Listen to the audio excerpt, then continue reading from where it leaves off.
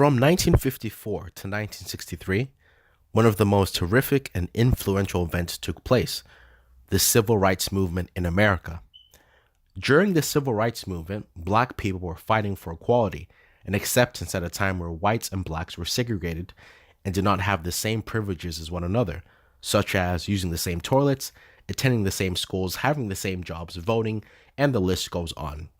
As with any significant social movement throughout history, there are figures who have spoken out about their beliefs on how to take action to resolve the problem, and have in turn gained supporters of their viewpoints. The key figures who led this revolution were Martin Luther King Jr. and Malcolm X. What is quite interesting and differentiates Dr. King and Malcolm X from the majority of leaders of other significant social movements in history is that each of them wanted the same exact goal of black people being accepted by society, but had vastly different ways of how to achieve that goal. Martin Luther King Jr. was raised in a middle-class Christian family and believed that for blacks to gain equality, they must reason with the whites and promote peace. Malcolm X, on the other hand, had a rough upbringing in a more hostile environment and believed that in order for blacks to be accepted, they must do everything and anything, including acting violently towards the whites. One of Malcolm X's most famous lines was "by any means necessary." Malcolm X even viewed whites as devils and felt that the blacks were superior to the whites. The two would go down in history as the most influential and important people in the civil rights movement. However, in the eyes of many, even up to today, Martin Luther King Jr. remains the more beloved icon, as his approach was morally and politically correct, as he did not resort to violence. With any significant event, such as the civil rights movement, it is sure to have a profound impact on our everyday lives, in how we act towards one another, think about each other, and view the world around us. However, what is even more interesting is the effect that such an event can have in the world of entertainment, influencing creatives to produce content that reflects the issue.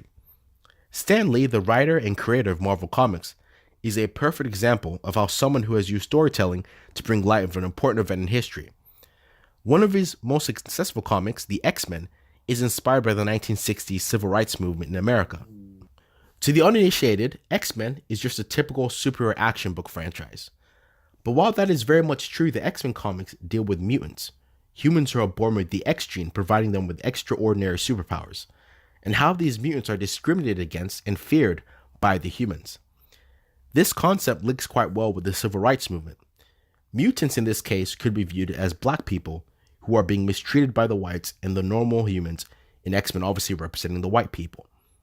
Because of this, Stan Lee could be viewed as a media archaeologist. Media archaeology is best described as inventions that come from revisiting the past.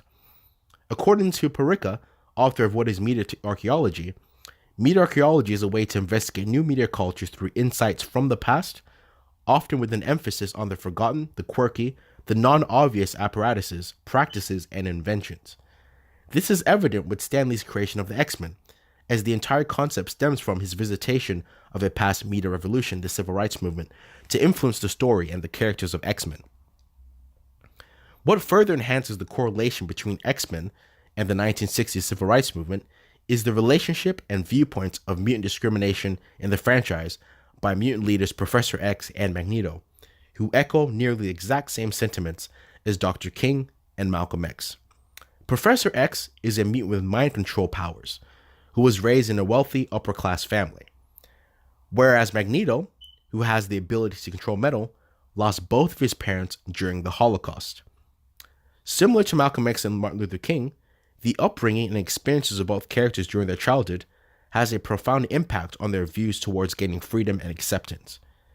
Professor X believes that the best route to take for mutants to be accepted into society is to reason with the humans and integrate, whereas Magneto believes that in order for mutants to be accepted by the humans, they have to do whatever they have to do to gain acceptance, including acting violently and exterminating the humans.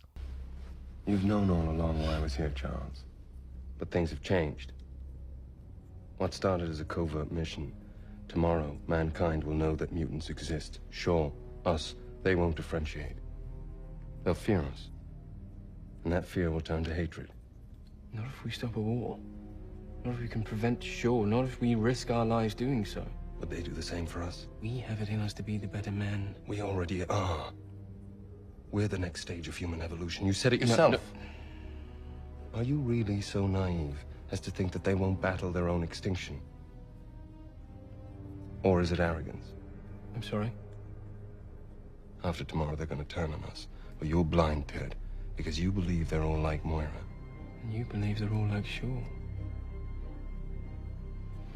Listen to me very carefully, my friend. Killing Shaw will not bring you peace. Peace was never an option. In the X-Men series, the X-Men are portrayed as being the superheroes because they are doing what most would consider to be the right thing. And Magneto's Brotherhood are viewed as the villains due to resorting to violence.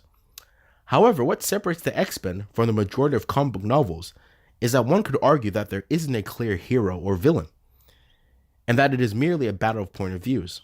Sure, what Professor X resorts to is heroic, but if humans continue to discriminate and mistreat the mutants, he could be wrong in his approach.